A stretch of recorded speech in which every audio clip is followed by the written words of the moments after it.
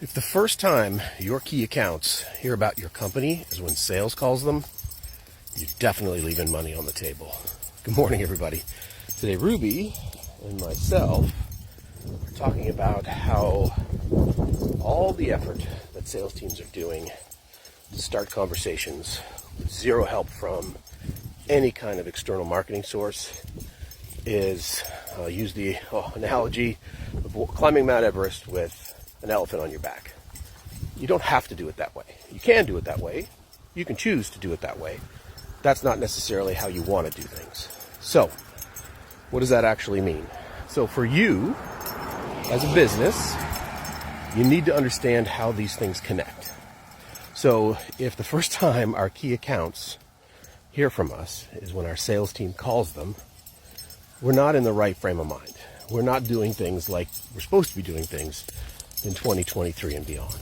Because you have opportunities and tools at your disposal to warm up that conversation for your sales team very quickly and very easily based upon having a pure marketing function to help communicate to those key accounts at scale, over and over and over, in advance of our sales teams reaching out.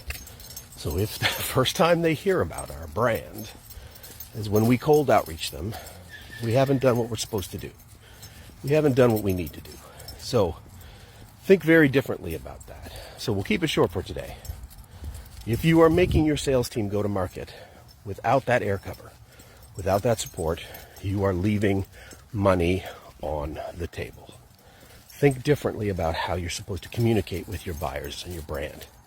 Like, what does that actually look like? So when you get to the point of saying, hey, sales, you're going to call these key accounts, but it's not the first time they're going to hear this name.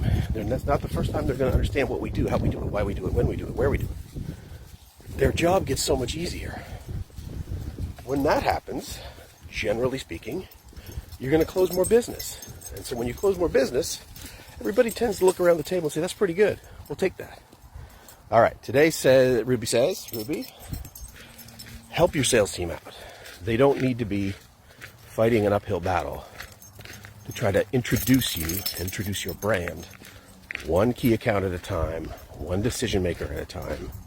And once you get past that, and they understand what you do and how you do it and why you do it and where you do it, you can take that sales conversation to another level much more quickly, much more structured, much more understood, because there is a conversation that's been had in their own minds about who you are and what you do already.